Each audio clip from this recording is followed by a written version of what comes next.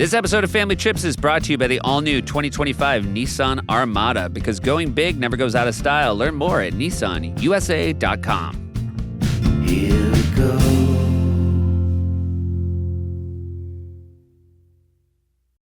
Hey, Bashi. Hey, Sufi. You know what we have tomorrow morning?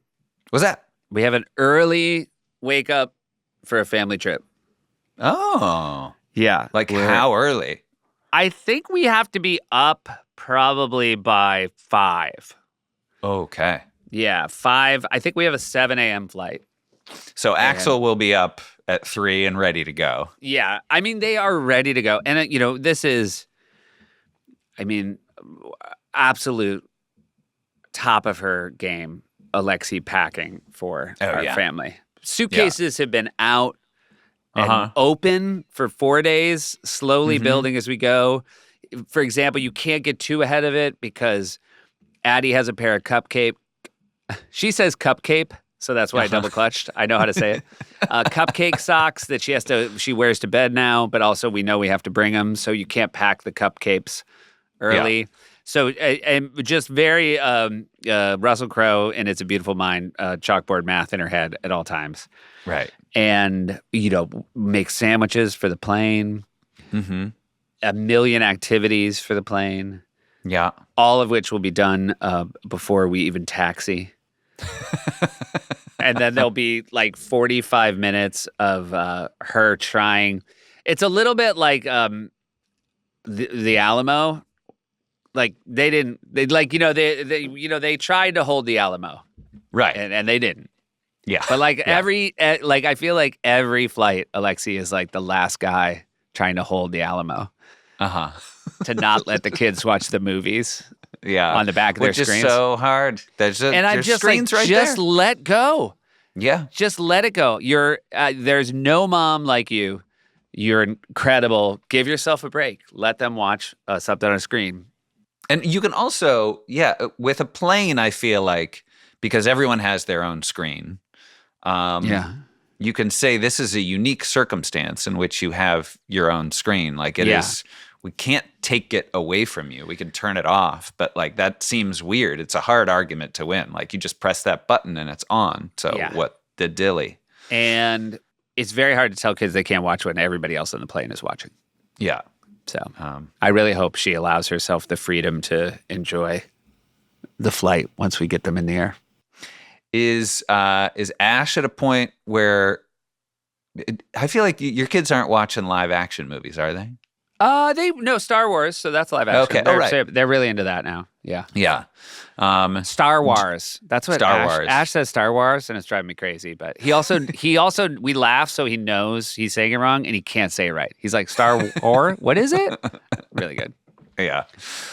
Just have a cupcake and watch some Star Wars. Star Wars. Do you think that the kids will want to watch the same thing, or will they all watch different things? Oh, all watch different. Yeah. Okay. I mean, I'm just praying there's Peppa Pig for Addie. Yeah. There's going to be something that Addie's going to like. Or maybe Alexi's going to hold firm and she's going to, the Alamo will she'll be survive. Yeah, she'll be the one person who survives the Alamo. Yeah. But I'm looking forward to it. We haven't been anywhere with sunshine basically since the summer. We've had a very long, cold summer, so I am looking forward to a week in Indianapolis. Yeah, you've had a long, cold winter. You haven't had a long, cold summer. Oh, long, cold winter. Yeah. That's great. I'm excited for you guys. I feel like you didn't hear my really good joke about where we're going. Well, because you said the wrong now season. We have to edit it all out or leave it all in. See how. Try your joke again. Yeah, it's been a long, cold winter, so I'm really looking forward to getting some sunshine in Indianapolis. Oh, yeah, I missed it. Yeah.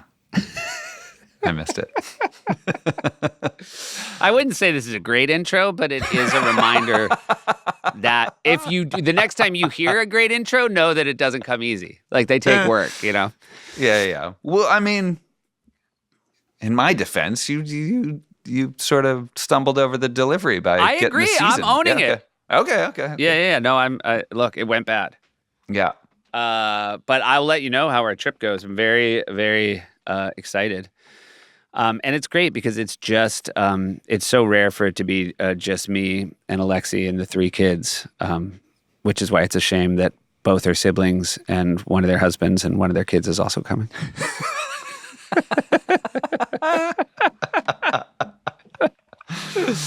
And you're all in one room? You guys got one big room? Yeah, we have one big room, and it's gonna be very fun. It's a Little House on the Prairie experience. Mm-hmm. Where you just we're gonna head to toe it like what Wonka. Uh-huh. Yeah. Right. Can't wait. Yeah. All right. This is it was a delight talking to Eiza, and I hope it's a delight to listen to the conversation. Yeah. She's in a new movie called A.S.H. We established. I thought it was A.S.H, but it's A.S.H. Yeah, I think it's A.S.H. Yeah. Real. Are you? I feel like this is a movie you're going to go see with Jill. I think that's the high likelihood of that. Yeah. Upon watching the trailer, which you throughout this episode you say I won't watch the trailer, but if we have a guest on this, okay, good show, to establish. Good to I'm establish watching trailers. Yeah. All right. Yeah, looks good, looks fun. In theaters now, so check out A.S.H. and before that, check out this episode. Family trips with the Meyers brothers. Family trips with the Meyers brothers.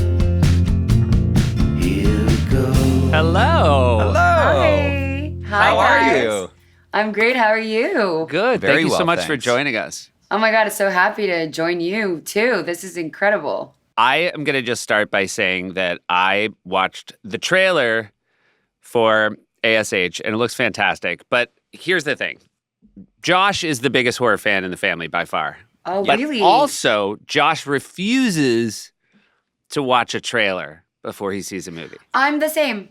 Really? I don't like to watch trailers. No. Okay, I so you don't like, that's fine to say you don't like, but if you were in a theater, would you cover your eyes and ears during a trailer? Because that's what my brother does. Oh, interesting. I don't go to watch trailers. I don't. Okay. I get there later. Like don't like every it. movie's like a premiere for you that you're in and someone has saved you Yes. a seat and you come Yes, in and I very run last in minute. The last minute, and the credits are starting. And then I at the don't. end, even if you're not in the movie, you do ask for someone to go up and introduce you. And you clap. yeah.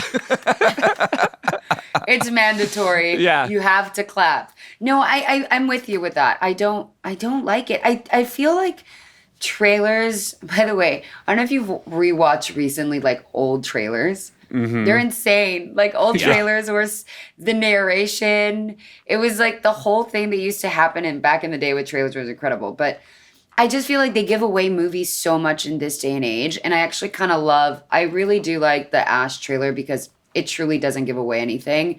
And that's because the director was so crazy about the trailer. He was just like, you can't, because this movie, once you start it, I mean, I don't want to spoil it, but you can't, even doing the press tour has been very complicated because we can't talk about it because from minute 5, there's spoiler.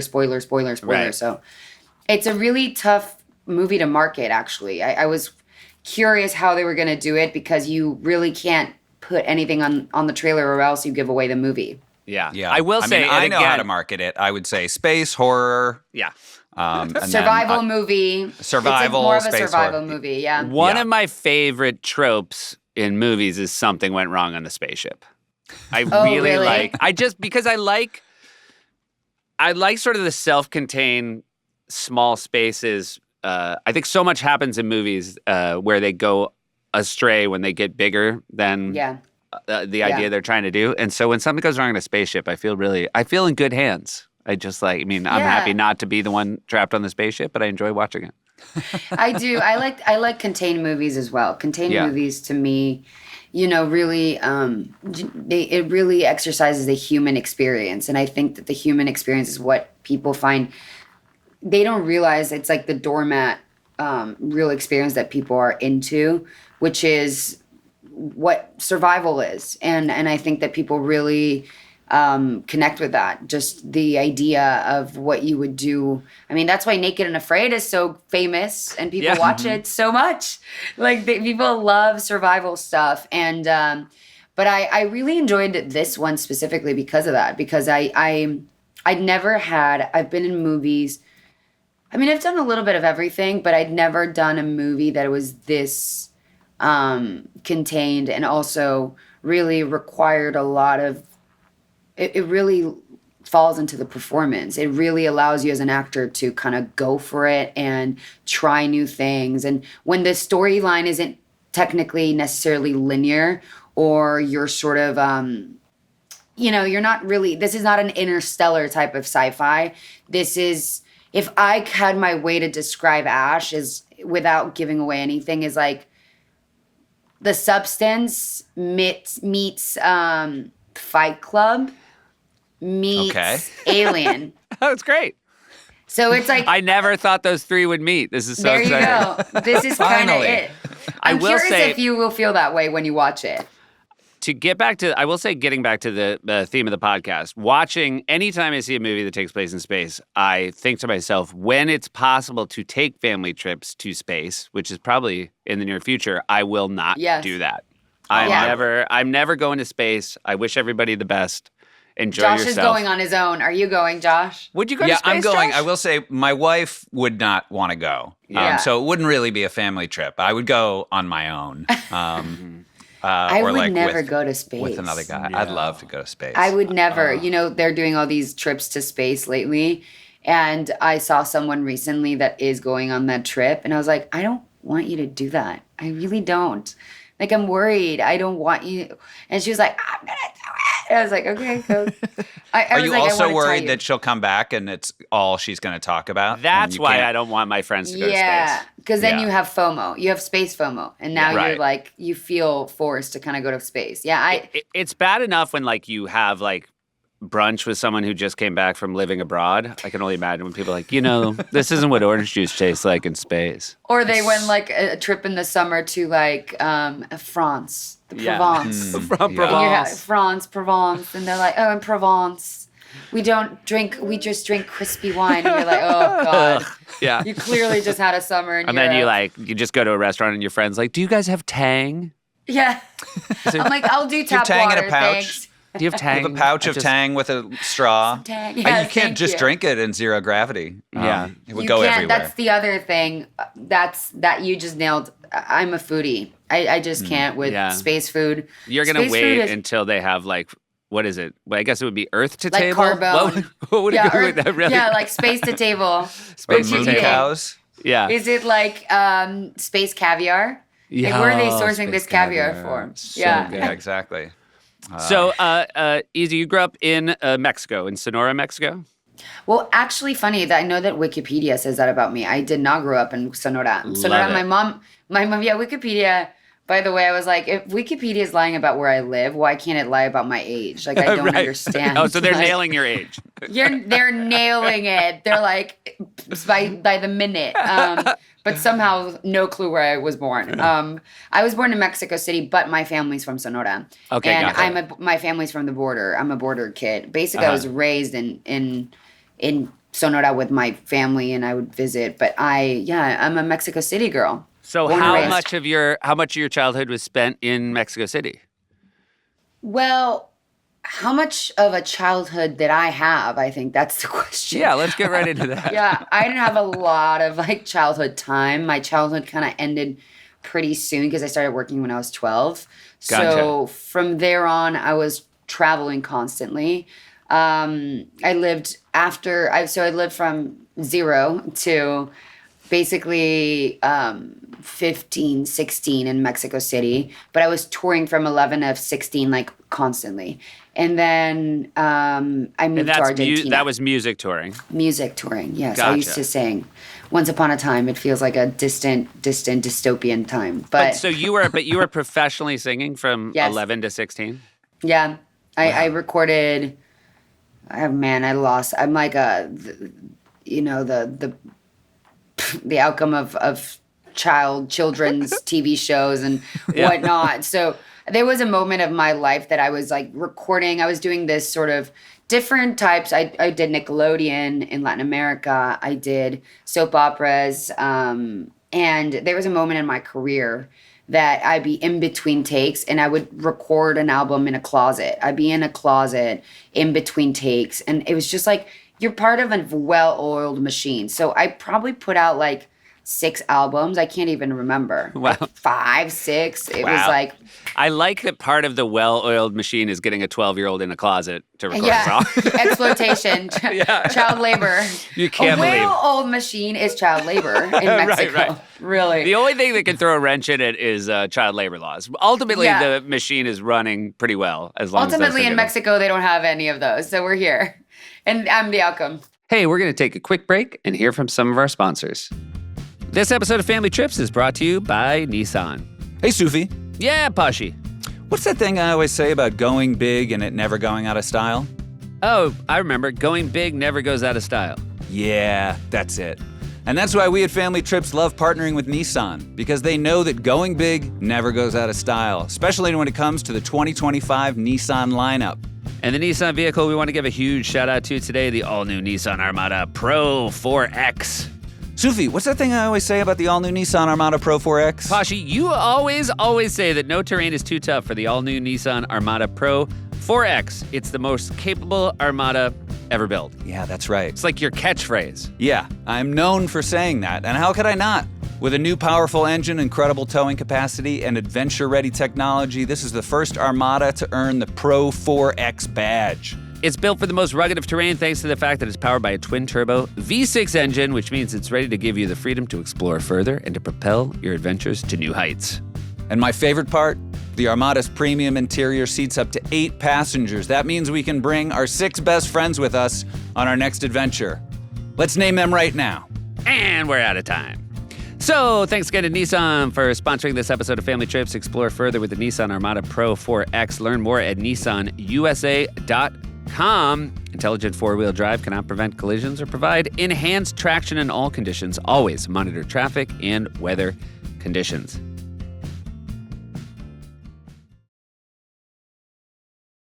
Support comes from DeleteMe. Hi, Pashy. Hi, Sufi.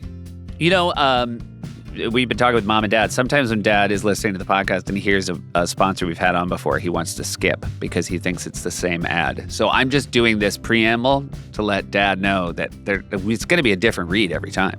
Yeah. There's going to be some similarities, but certainly some variation. Right. We're going to talk about what's great about DeleteMe again. Like, we're not going to change that because DeleteMe, every time we discuss them, they're always a company that makes it easy, quick, and safe to remove your personal data online at a time when surveillance and data breaches are common enough to make everyone vulnerable. Yeah. I'm looking at you, Dad, yeah, whose devices are vulnerable. Oh, my God. The vulnerability of Dad's. Although, you know what's not vulnerable? What's that? Dad's guesses. Dad does his work in a notebook for the New York Times spelling bee. Oh, yeah. Yeah. Yeah. If somebody ever finds that ledger, they're going to be like, it must be code. And someone's going to be like, I think it might just be guesses for the spelling bee. Anyway, vulnerable devices. Take it away, Josh. Well, DeleteMe knows that your privacy is worth protecting, so sign up and provide DeleteMe with exactly what information you want deleted, and their experts will take it from there. They will send you regular, personalized privacy reports showing what they found, where they found it, and what they removed. And I would not want Dad to be a victim of identity theft. No. Imagine if we walked up to some man and we're like, hi, Dad, because we didn't know who our dad was anymore. Yeah, because again, if somebody steals your identity, Dad, that's the guy we're going with. Take control of your data and keep your private life private by signing up for DeleteMe. Now, at a special discount for our listeners, get 20% off your DeleteMe plan when you go to joindeleteme.com/trips and use promo code TRIPS at checkout. The only way to get 20% off is to go to joindeleteme.com/trips and enter code TRIPS at checkout. That's joindeleteme.com/trips, code TRIPS. And I only have to say it 7 more times. That is. So let's step back to 0 to 12. Like I'm going to go off Wikipedia here. So hopefully we know now that it's a coin flip on what they get right. Yeah, you never know. You got to give them the $3. When they ask for $3, you got to give it to them. You got to pay them. Because otherwise, it's just going to make up where somebody's from. I would pay the $3 to change my profile photo, too. Oh, really? It's like they always put a photo like, yeah. And you're like, really? Yeah. From all the photos, you're like... Because I feel like you probably take some pretty good pictures. And I'm going to, you know what, we're going to write. Josh and I are going to make it Can clear you to write Wikipedia. a letter? Yeah, Thank like you. the $3 is on hold until We'll you do a update. petition, like a signed petition of better photos for Eiza González. And so from 0 to 12, you have one sibling that's a good deal older? Yeah, he's almost 13 years older than me, yes. Wow. So what sort of relationship do you have with a sibling who's that much older?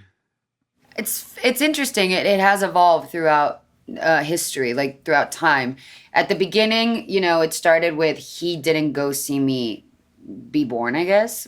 And he said, well, she's going to be around forever. I don't need to be there on that day. Not a bad argument. Sounds like a 12 or 13-year-old's approach to something like that. Yeah, he was like, it's my best friend's birthday. Like, yeah, sure. My best friend's only going to turn 12 once. So she's going to be around. So that's how it started.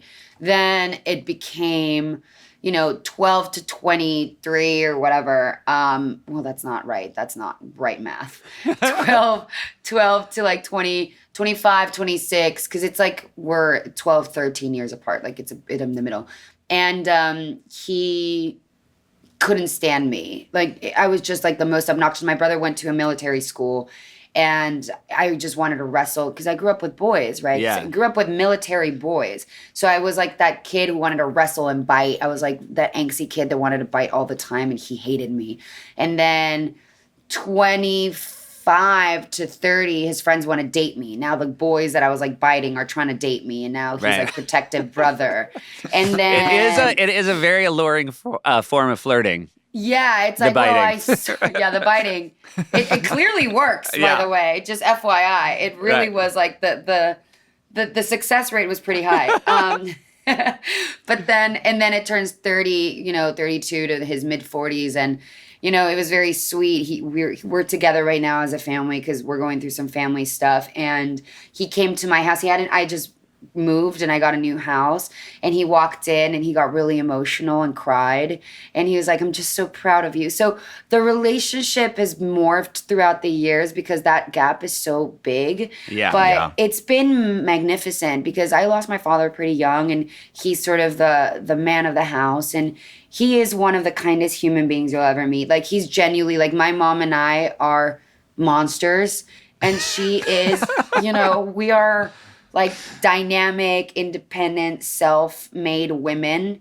And my brother's like the kind, sweet teddy bear who's like in the oil industry. Like he doesn't understand anything. And so it's very refreshing to be around him because he's like just a very pure soul. And I sometimes hang out with him, and he's older than me. And I'm like, wow, you are really earnest. Like you're naive still, like in a beautiful way. Like you're not jaded.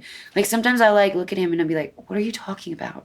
And he's like but he's so sweet, and it just reminds me of like, maintaining my spirit sort of fragile and like soft and tender, and he's really soft and tender. I'd love to loop back on the fact that you and your mom are monsters. So sure.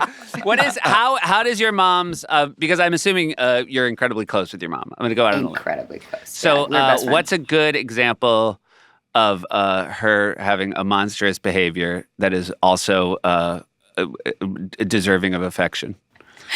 My mother is, wow, like I could speak for the hour about my mother, but my mother's a very impressive woman. Like my mother's 1 out of 8, well, almost 9, because they sort of took someone into brothers and sisters from a very, very, very humble home. They all lived in a house of 3 bedrooms and no money, nothing, no sources. And she's from a really small town. And when she wanted to be an orthodontist, and in her town in Sonora, there was no university that had that. And so she applied for one of the best universities in Mexico, and she got a scholarship.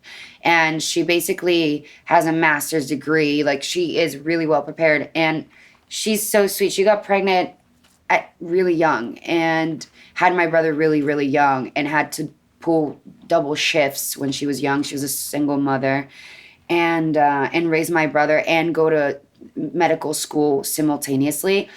And then my mom is very beautiful till the day. She's spectacularly beautiful, more in the inside than the outside. And she had a friend that was like a model on the side, and she was like, I think you really should fill in for me for this job. I can't go. And so she did. And then ever since, she never stopped working. And so you're a 21-year-old with a child, and you're making more money as a model than you are as an orthodontist, which is shocking. And so she sort of retired from medical school. But my mom ever since has like morphed into millions of different women. She went from being like a full-on medical student to a supermodel to then getting pregnant with me and wanting to dedicate more to her family and a business. So she opened a ginormous model agency. She had the biggest model agency in Latin America for many years. And then I became an actress at a really young age. So then I needed to have someone to take care of me. So then she closed her model agency to manage me, and she became a manager. And then in the midst of that, she was like, I want to be a therapist. So she went at like in her 40s to study psychology, and she then graduated and became a therapist. And so she's just like, if that doesn't engulf, like, she is just like an ever evolving woman. I will say, she does sound like a monster. She's a monster. and I said she is, and she's the most like stubborn woman ever. But she's mostly right. And so she's most of the time right, and I hate to admit it. But she's, a dynamic woman, for sure. It seems like, based on her many careers, is it safe to assume that you had some pretty interesting travel as a kid? I did. I really did. And then add to that like from 13 on, I'm touring and I'm already working. And my mom used to joke that for my birthday, she was going to give me a bedroom at a airport. Like she was going to give me like a multi-pass of like, she always joked, I'm going to get you a set bedroom at airports and a hospital. Because I used to be in the hospital all the time when I was young. Like I was, again, a monster. So I ended up every other day at the hospital. Oh, my goodness. Just like playground injuries? Yeah, like if I went down the laundry list of injuries, just starting by my head, you'd be shocked. Like broken nose at 11, broken chin at 1 year old. You can see I slit open my forehead, broke my head. This is a table, like tooth through my teeth. Like my mom used to joke, I'd be like standing and then I'd be on the floor. She's like, How? You're just standing there. How? Yeah, I was. For those who are only listening and not watching, we should let you know that Eiza does look like a Frankenstein. I do. Just stitches all everywhere. To be honest, I gotta be honest. I think your Wikipedia picture is pretty good for. You just looked at it again. Yeah, it's kind of real. It's how I feel like I look like. I'm like. That's how I feel sometimes. Did you ever take vacations that were just vacations, or were they all based on work? I didn't. I really didn't take that many vacations, which was like, when I take them, it feels so foreign to me. Yeah. Mm-hmm. Because my experience with travel is connected to work. And by the way, there were family trips because I was underage, so it was with my mother. So there was a very strange dynamic because I'd go with my mother on a plane and she was mothering me the way that any child would be mothered on a trip. But then I'd go on stage and then sing in front of thousands of people. And then there was like such a real strange relationship with travel for many years for me because also I was like off and on a plane. I didn't really get to know these places and like explore. And so my relationship with travel was quite connected to work forever. And so once in a while, we had a family trip recently, actually when we filmed A.S.H, because we filmed it in New Zealand. And so on the way back, I wanted to go to the islands. And so we went together, and I hadn't taken a family like vacation trip probably, my God, since I was like maybe under 10, like with my mother, like we're just on a vacation, like laying So did she meet you in the islands? And it was just the two of you? She came with me. We were in New Zealand the whole time that I was filming the movie. She came with me to enjoy New Zealand. I didn't, but she did. But she did. She toured the entire time. She had my driver driving her to Peahen. Like she saw all the beauty of New Zealand. I saw none. Did she show you pictures at least? Yeah. Did she was like, I'll Photoshop you into these. She would like just do clean shots and I'd be like Photoshopped in the front. Like, Because I will say, and again, this is knowledge only I have because Josh won't watch the trailer. It didn't seem like you had many days off on A.S.H. No, Yeah. I did not. I realized towards the end of the shoot, I was quite pale and I felt malnourished. And it sounds strange, but I just felt like depleted and I couldn't understand why. And then I realized I hadn't seen sun in months because I would go and crack a dawn to set. And so it was pitch black. And then I'd leave at night and then it was like on a repeat forever. And then we were like on weekend shoots most of the time. And then I didn't see the sun, and it was also winter, so it's raining. So I was actually pretty ill towards the end, and I was like, oh, I've been in a pitch black planet for 2 months straight. But I don't even remember you the should sun. know your agent when they called the director said, she used to work in a closet. She's really good at. She's used to this. She's very used to this. She's not going to complain. It's the most comfortable, space she works in. It's really, again, now we're really getting to Monster. The fact that you were just inside all day and your mom's just like driving around, enjoying And I'm New just like Zealand. jealous. I'm like, the only time I would see it was via FaceTime. I'd be like, that seems fun, Mom. Did your mom have her own place to stay over the course of the shoot? Or were you guys? No, she lives with me. All right, but I'm like Mexican. I'm Okay, Mexican. gotcha. So what does that mean? Does that mean same house or? Yeah. Okay, great. Yeah, same house. That makes sense. I would do that with You would do that? my mom too, yeah. If my mom Do you came guys to live New with your Zealand- parents? Do you both live with your parents still? We don't. But we would. You would? Yeah, I would. Where are your parents from? They're in New Hampshire, but one grew up in Massachusetts, one grew up in Pittsburgh, but now they live in the house Pittsburgh. we grew up. And Which is in now New Hampshire. And Yeah. do you guys go visit? I just went twice in 10 days because I brought my daughter to surprise them, and then one of my sons wanted to go surprise them. So I've spent some time that's back in the old sweet. And house. I was there just before he brought those kids. So I was there a couple weeks ago. Where do you live, Josh? Los Angeles. Oh, okay. Yeah. Do you like it there? It's very I love far it. from. Yeah. Yeah, you're like sunshine. Yeah, Where's I home mean, for although- you now, Eiza? I don't know. Okay, gotcha. Well, I you don't- did say you bought a house. Yeah, I so bought a house. I hope the realtor told you where it was.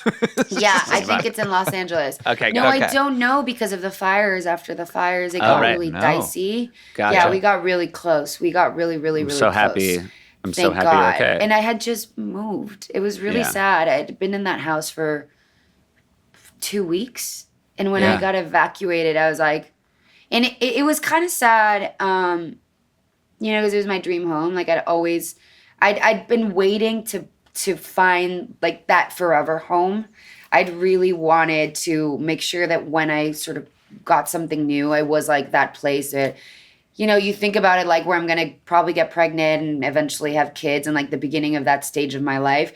And so I was so in love with my house. Like it took me 2.5 years to find the house. And then I got evacuated, and it was really, that whole process was really, really sad and devastating. And I feel so much. I'm so lucky and so grateful that we sort of were able to survive that and just so depleted. And so when it happened, my house has a couple of rooms, and I just gave it away for people that needed homes because I'm on my own. And so I moved to a small apartment in New York City, and then I gave away my house to people that had children in schools and stuff while they resettled their lives.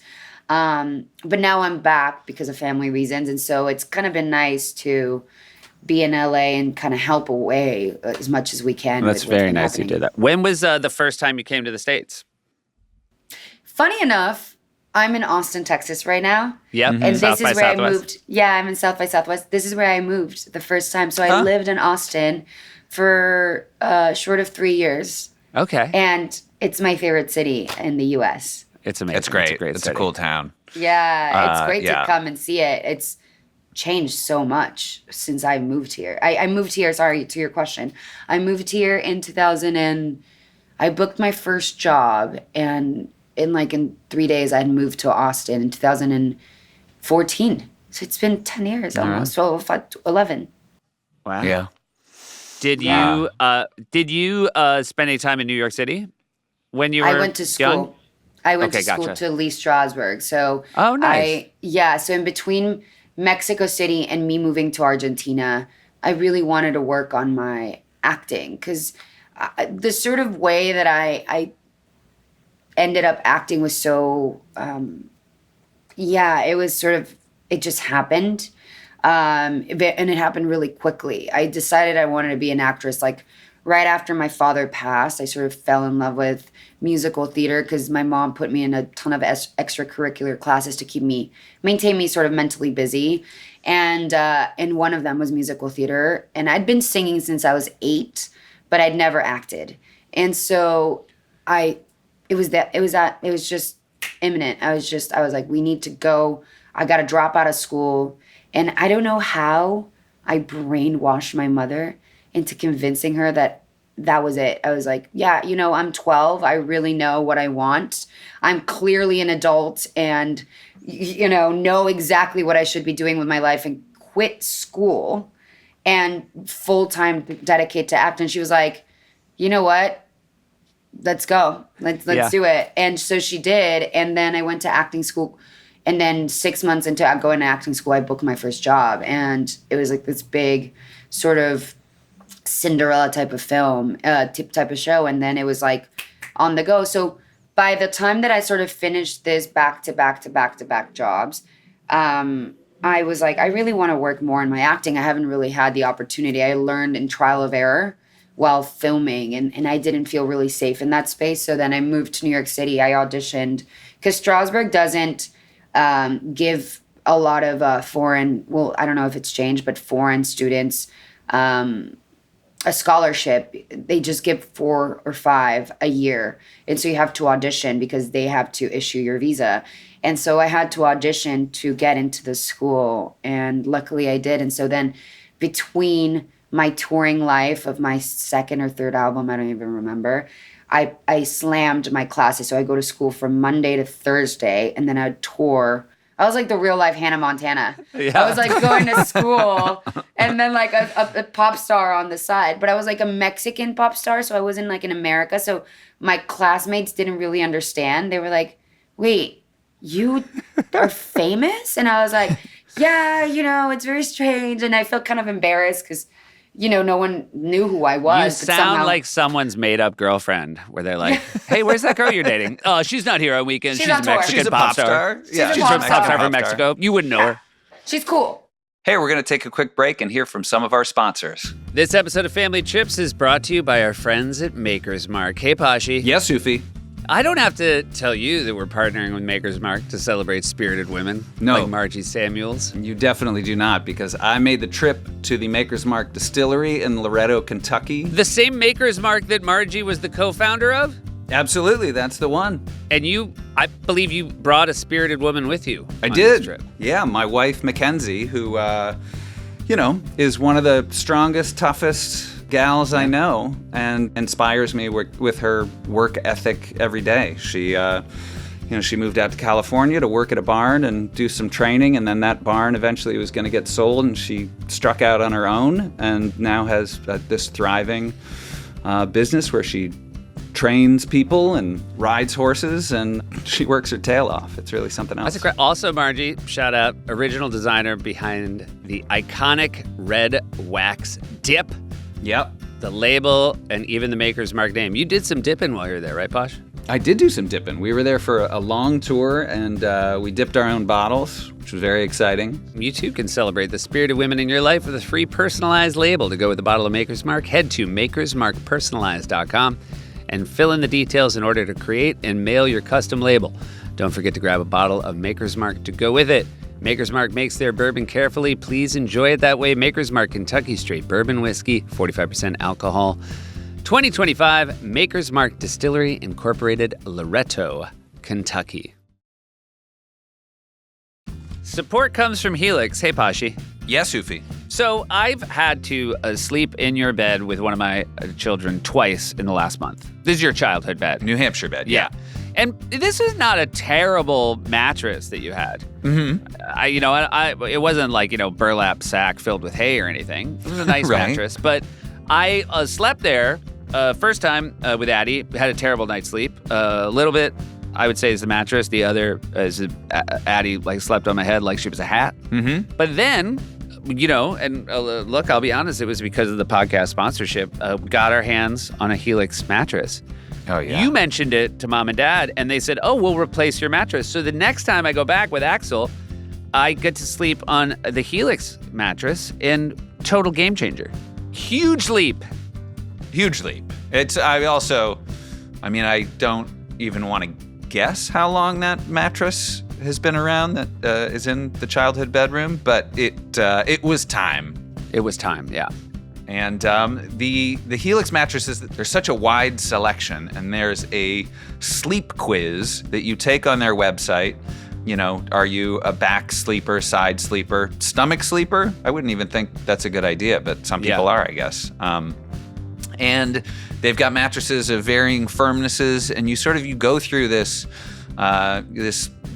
easy series of questions. Easy because you know you. Yeah, don't think you're gonna flunk the sleep quiz. Yeah, no. I think some people hear quiz and they panic, but don't worry, you're gonna be fine. Don't be intimidated by it, because it's gonna find you the perfect mattress for you to get you a better night's sleep. Because what is more important than that? And I have one of these sleep trackers, and the morning after my first Helix, never happened before. The sleep tracker actually, when I opened it, it just said, "Something changed, dog." Oh, wow. Yeah. So familiar. Well, I've had it for a while. Yeah. Go to helixsleep.com/trips for 20% off site-wide.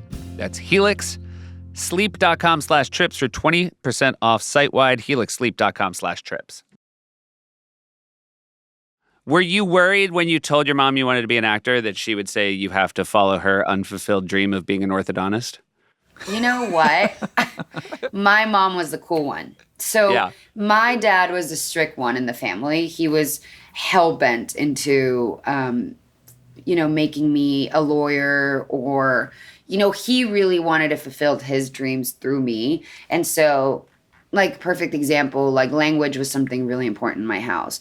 And it's not because we were, he just was like, I didn't get this opportunity, so I want my kids to do so. So I wasn't allowed to speak Spanish at home. It was all English 24/7 because he wanted me to go to the best university. So he was really like that father. It was like very strict. Did he speak English? Yeah, I was wondering. Yes.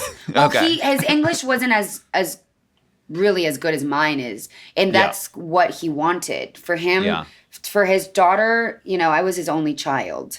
And so, and his relationship with, like, family was very complicated from his mother. Like, he was the only, my grandmother had, like, 10 miscarriages, and he was the only baby that was there. And so I think that really sort of seeped into him, and as a father wanted, like, me to have the best life and the best, like, because he felt like he had a lot of pressure from his mother from that experience. And so he didn't, have an amazing education, nor did my mother, but they were like hustlers, they were self-made parents. Like, my mom made her success. No one gave it to her.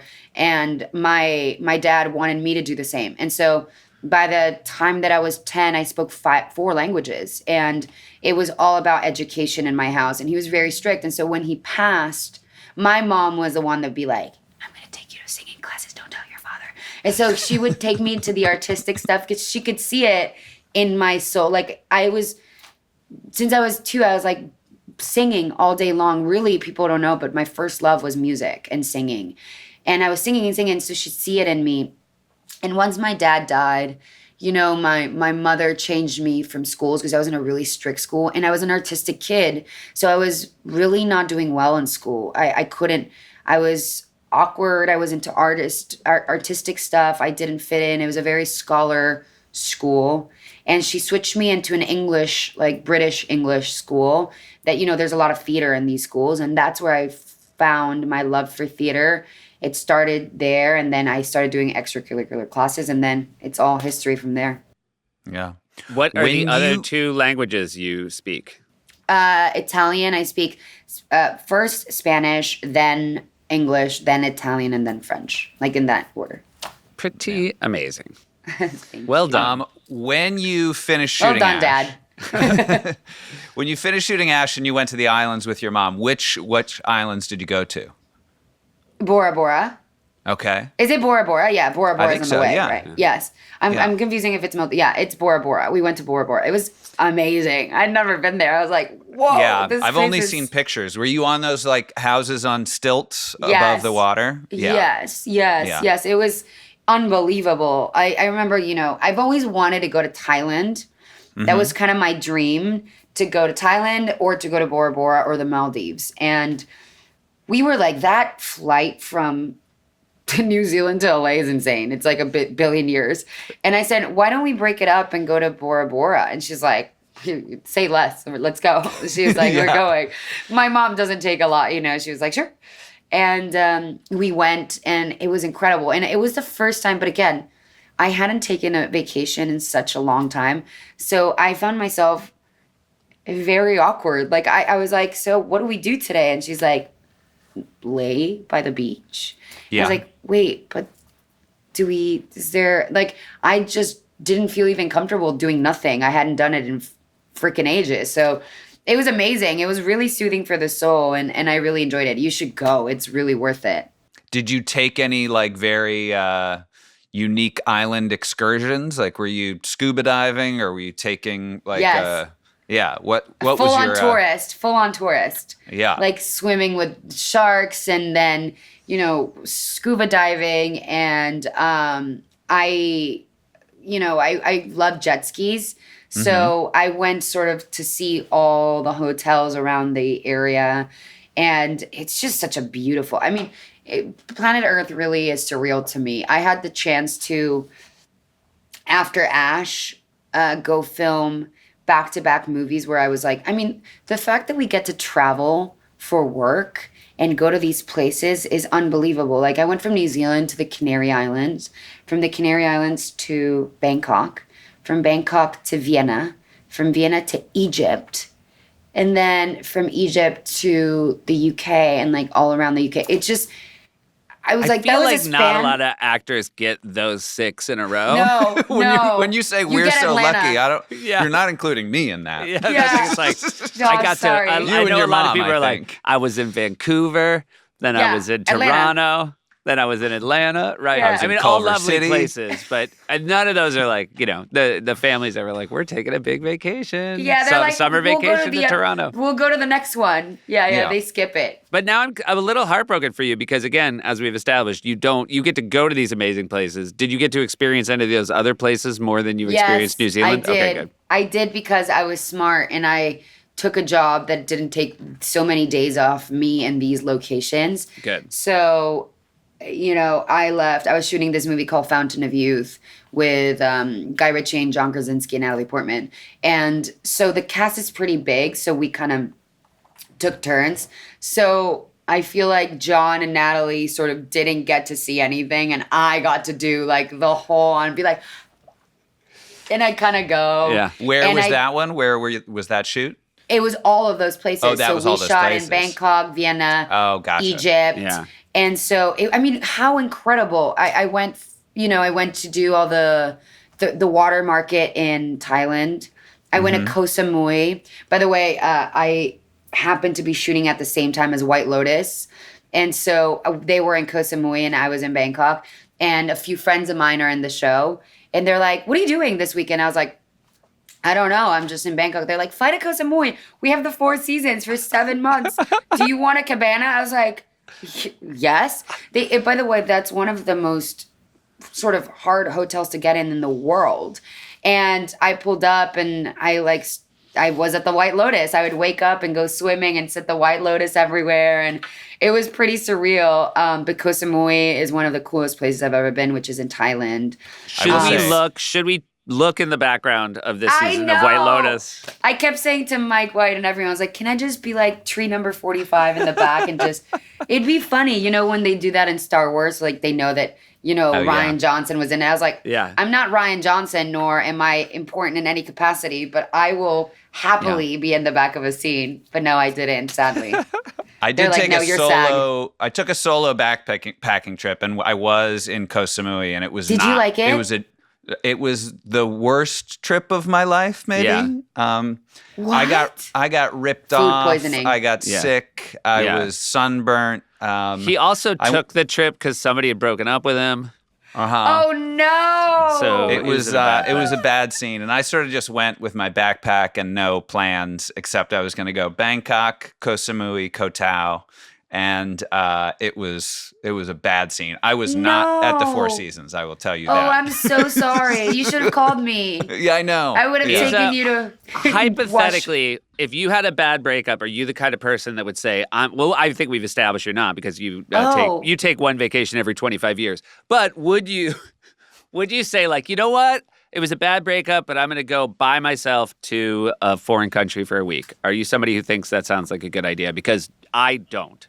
Well, you're about to change your mind because it can be a really good idea. By the way, I commend you for doing that, Josh, because thank you. It is. I'll tell you a story that'll blow your mind, and you'll be like, it'll make you rethink this. So, when I was in Mexico, and I was like in the public eye, I was really young. I had this boyfriend, and then this boyfriend, to really power through this, cheated on me with a sex tape. And it came out, yeah, oh yeah. And it came out in the cover of the magazines, and sex tape was released. Yes. Oh boy. Yeah. And then so it came out in the magazines, and I was so distraught. I took a trip, like Josh, and I was like, I need to hide under a rock. I couldn't with like the pain that I was kind of going through. And so I went to LA. That was the first place I could think of. It was like, what's the first place I can fly to? That I kind of knew a little bit about. Think about this is like 2021. Okay. I mean, 2000 and I'm 21. It's 2011. Okay. And I'm like, okay, I'm going to leave. And so I leave to LA, and I'm sort of like doing nothing for a week. I rented there was this landscaper this is way before Airbnb. There was this landscaper that was renting one bedroom of her house to a friend of mine. And I called my friend. I was like, I just need a place to stay. He's like, you can crash that place, whatever. To make this long story short, I was there for like 2 weeks doing nothing. And at one point, my mother was like, you're completely useless. What are you doing? And I said, Monster. And I go, I'm just, sobbing profusely over this situation. And she said, you gotta stop this. You have to stop this. You have to go do something. She's like, go audition or something. I was like, what do you mean audition, mother? There is a process. There's an agent. There's really a manager. That's a really funny mom thing to say. Go audition. I'm like, yeah, go audition. And she goes, I have a friend, like, this is full Latin mom. Oh, no, I have a friend of a friend of a friend that told me about this thing. It's IMDb Pro. I'm just going to put an email there. We're gonna make it work. I was like, sure, mom. I like that you had a friend of a friend of a friend who knew about IMDb. Yeah, because we're like from Mexico. Like, we know nothing about IMDb. It's like a friend of Miami, that kind of vibe. And so, long story short, somehow my mother, Monster, finds an audition. And then I go into this audition, and I audition, and then eventually don't get it.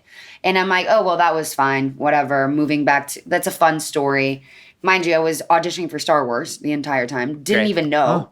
Had no clue. Because I think they do this wide search, and they kind of look at who's from other parts of the world because they love to discover people. And so they saw this girl. They're like, anyway, that goes away. I don't get it. Move back to Mexico. Fun times. Great story to tell my children. And then I get a phone call from my flip phone. I had like a flip. Like I had to buy... because I didn't have a social security, so I had to buy like a phone from the 7-Eleven. And I get like, in my little red flip phone, I remember. And I'm like, hello? And it's like, hi, who's this? And she's like, Mary Vernew. I'm like, who? Oh, yeah. She's like, I'm Mary Vernew. And I'm like, okay. Yeah, big She's like, casting I'm a casting director in LA. She's like, I got your number from IMDb Pro. Glenda. Wow. My mother knew. She's like, I want you to audition for this TV show with Robert Rodriguez. And I was like, okay. I read for it, booked it in 2 days. It all stemmed from the sex tape and the trip that I ran. So I guess what you're saying is he was a good boyfriend. He was an amazing boyfriend. I saw him years later, and I thanked him. And he was like, did you really? Oh, that's really great. I came back. I was like shooting this show in Mexico, and it was like the best. Like, it was a big ego, like, rub for me. I was like, yeah. I wouldn't have been here. I wouldn't have been here without you. Thank you so much for cheating on me. It was the best and thing the you could have bummer ever is, done. I don't think this reflects on his sex tape, but IMD Pro, no calls from him. No calls. Never reached out. No seeing calls. It. Yeah. So next time, Josh, you never know. I commend the you never know. Like from a heartbreak, you can go to movies in Hollywood. I guess that's. Looking back on your trip to Thailand, Josh, you probably should have just auditioned more. Yeah, I can connect you with my mother. By the way, if I blame anyone, I blame my mother or our mother. Right. Where were you? Where was the IMDb Pro? By the way, the whole time he was in Thailand, my mom was calling me, being like, "Well, it's not going well."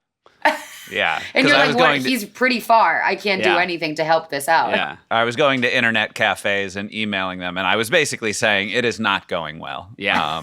Which only made everyone At more what point uneasy. of the trip did you realize maybe it's time? Like, I've had enough not going well emails that I should go back. Like, what point I remember I went back to Bangkok early, and I was like, just going to wait out my time there. And I checked into a higher level hotel than I had been in, which was still not a great hotel. But I went to this hotel and then I just sat by the pool and I was like, I'm just going to take it easy. And that's when I got super sunburnt. I remember going to see Pearl Harbor in a movie theater because it was a long movie and they were going to have air conditioning and it was going to feel nice on my burnt skin. And then my God. I bought a ring. They sell blue sapphires and there's people tuk-tuk drivers. For her? Just for you.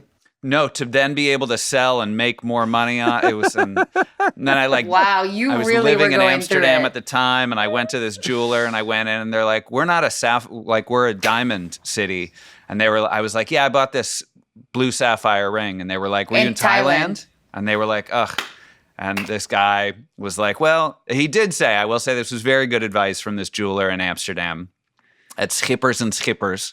But he said, if this is the worst thing that ever happens to you, consider yourself a very lucky man. Oh, bless him. And how do you feel after that? Was he correct? If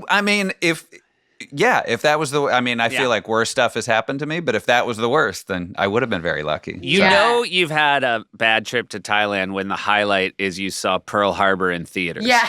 Yes. You totally if you're know gonna there see was a Pearl non-successful- Harbor, you gotta see it in Thailand. That's in Thailand.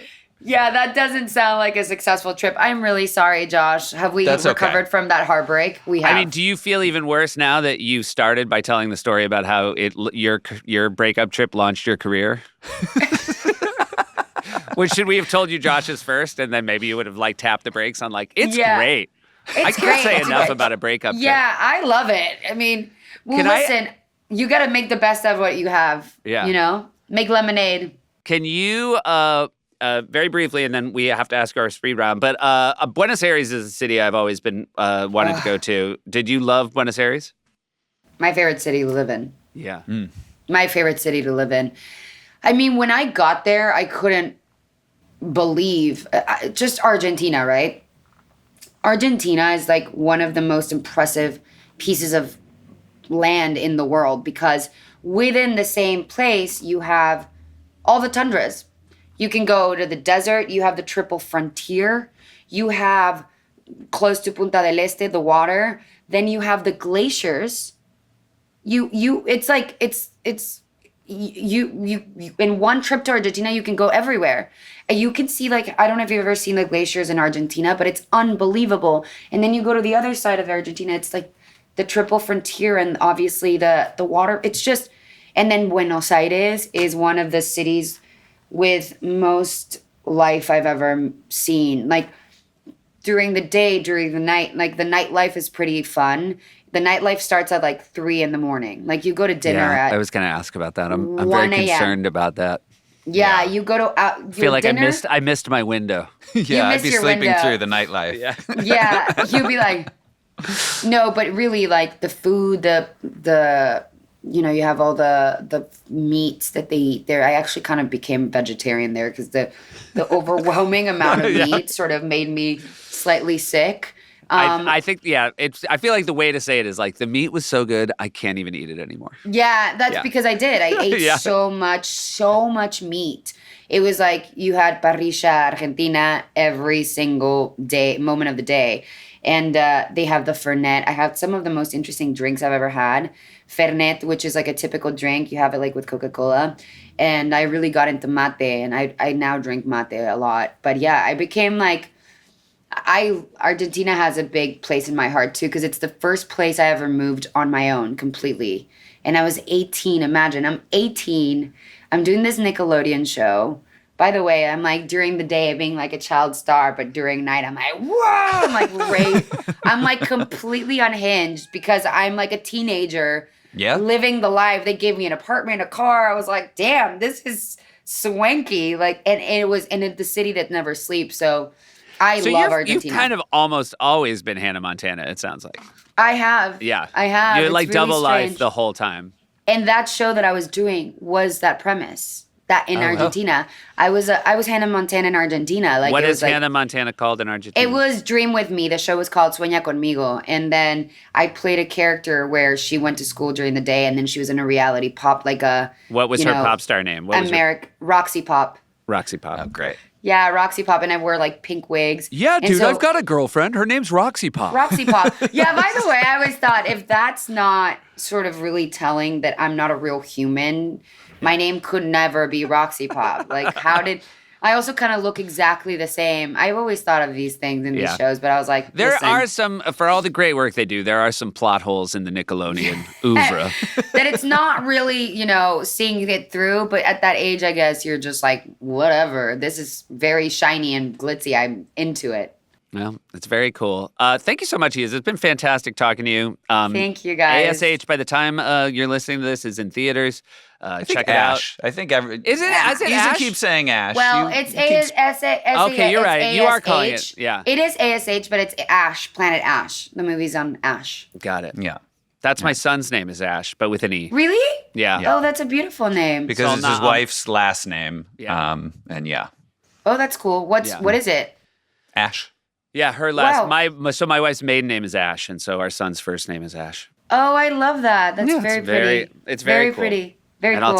I'll tell him this is a movie about him. Yeah, I don't know. You should watch it first and then make sure that you want to say that. I'll tell him it's about you, but you can't see it. Yes. All right. Josh is going to ask you our speed round questions. Oh, exciting. Here we go, Eiza. You can only pick one of these. Is your ideal vacation relaxing, adventurous, or educational?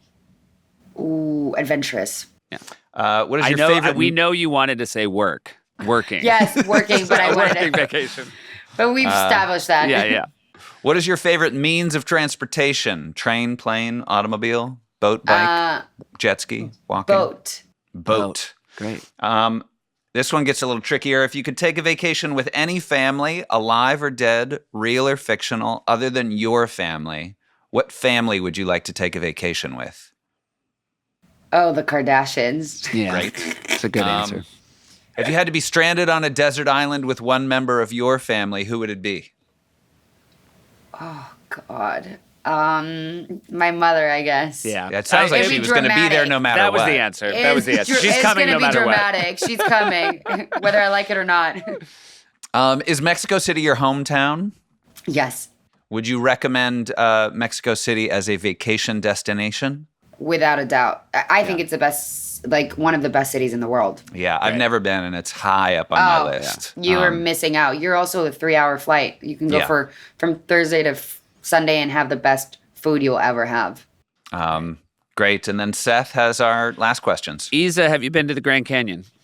Never. Do you want to go? You're Yes. dying to go. Okay. It does seem like the only way you'll go is if you get booked on a show that takes place there. In the So mountain.